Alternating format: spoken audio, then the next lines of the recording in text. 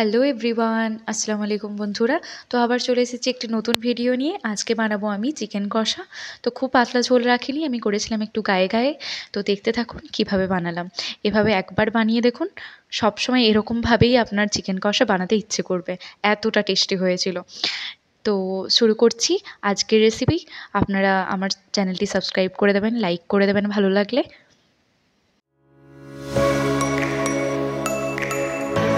তো প্রথমে নিয়ে নিলাম চিকেন পরিমাণ মতো, যেহেতু আমরা দুজন আছি কম করে নিলাম। এরপরে নিয়ে নিলাম পেঁয়াজ কাটা, পেঁয়াজ কেটে রেখেছিলাম। আদা রসুন পেস্ট নিয়ে নিলাম, আর বড় এলাচ নিয়ে নিলাম, ছোট এলাচ, তেজপাতা আর লবঙ্গ নিয়ে নিলাম। এবার এখানে একটা মশলা তৈরি করে নেব। পরিমাণ মতো হলুদ দিয়ে দিলাম। এবার একটু লঙ্কা গুঁড়ো দিয়ে দেবো, লঙ্কা গুঁড়ো দিয়ে দিলাম। এরপরে ধনিয়া গুঁড়ো, জিরে গুঁড়ো, যা মশলা লাগবে সবগুলো দিয়ে দিচ্ছি।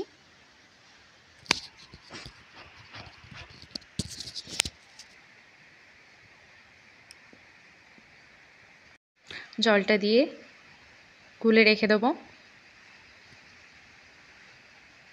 নুন এখন নিয়ে নিচ্ছি, তবে আবার লেগেছিল আমার নুন, আপনারা পরিমাণ মতো দিয়ে দেবেন।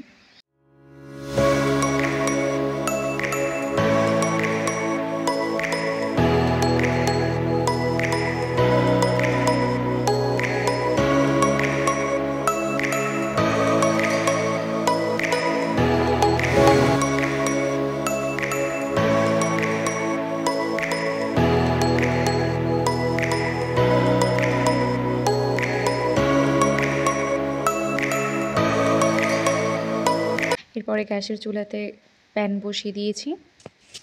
গরম দেখতেই পাচ্ছেন এখনও বাইরে কতটা বৃষ্টি হচ্ছে, কাল থেকে বৃষ্টি অনবরত হয়েই যাচ্ছে। এবার কড়াইটা গরম হয়ে গেছে, এতে পরিমাণ মতো তেল দিয়ে দিচ্ছি।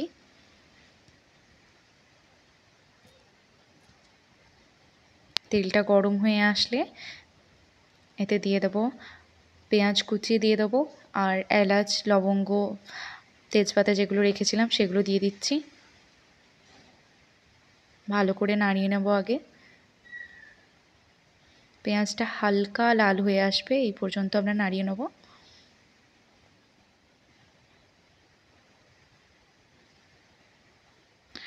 দেখুন পেঁয়াজটা হালকা লাল হয়ে এসেছে, এই পর্যায়ে দিয়ে দিচ্ছি আদা রসুন পেস্ট।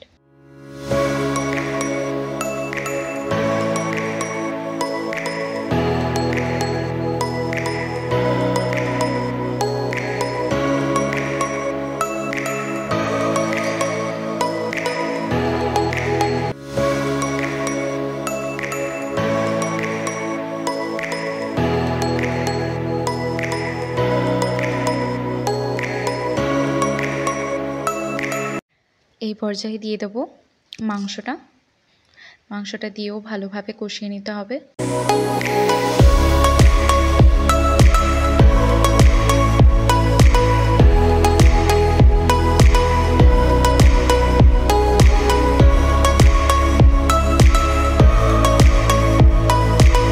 এই পর্যায়ে মশলাটা দিয়ে দেবো, মশলাটা দিয়ে ভালোভাবে মাখিয়ে নিতে হবে, অনেকক্ষণ কষতে হবে। আর একটু জল দিয়ে দিচ্ছি ওতে, দিয়ে আবার ওটা দিয়ে দিচ্ছি, দিয়ে ভালোভাবে আমি কষবো। আপনারাও হাতে সময় নিয়ে কষবেন ভালোভাবে।